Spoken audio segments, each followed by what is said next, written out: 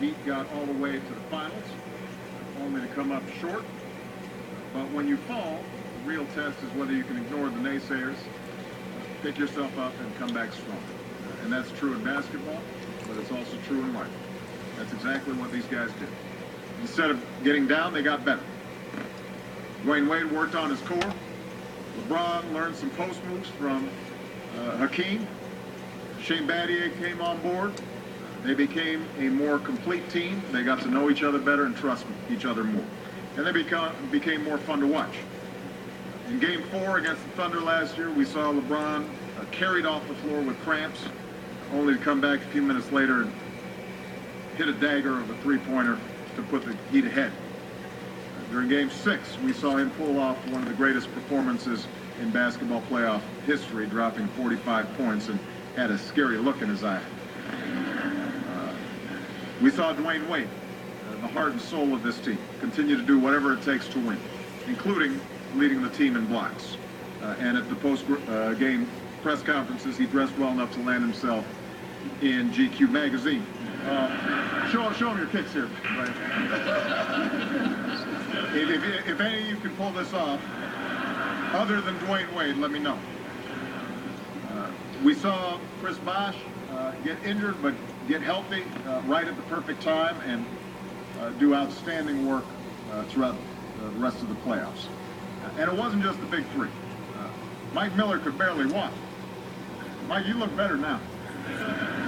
You look broke down last year. But still hit 7 3-pointers in the final game. I don't know how he did it, because he could not walk. He looked like an old man. Mario Chalmers earned himself a nickname from Dwayne Wade that I'm not allowed to repeat. But he did a great job. Shane Battier has always played impeccable defense, hit big threes. Juwan Howard, Grandpa, became the first member of the Fab Five to win a ring. And Coach continually set the tone and kept these guys motivated the entire way. So that team mentality, with everybody doing their part, is what finally put the Heat over the top. And it's especially impressive when you think about everything they've had to deal with over the last few years. This team inspired a lot of passions on both sides. And I'm just talking about their dance moves now.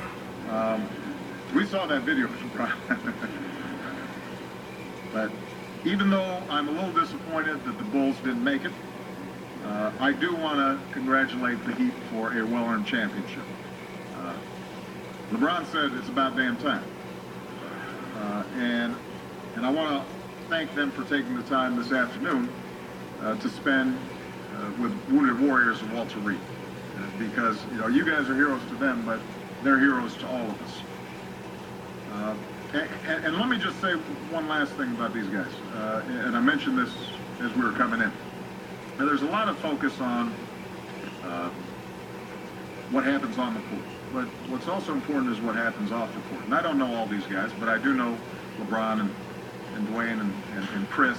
And one of the things I'm proudest of is that they take their roles as fathers seriously.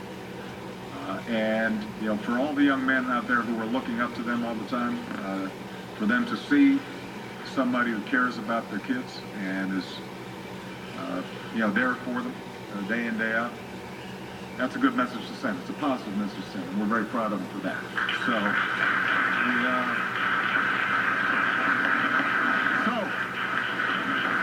congratulations again to the Miami Heat, and now we are going to take a picture that makes me look very short.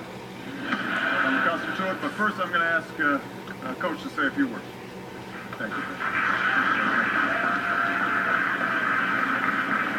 Well, on behalf of Mickey Arison, Pat Riley, the entire... All right, the president, really a basketball fan in chief.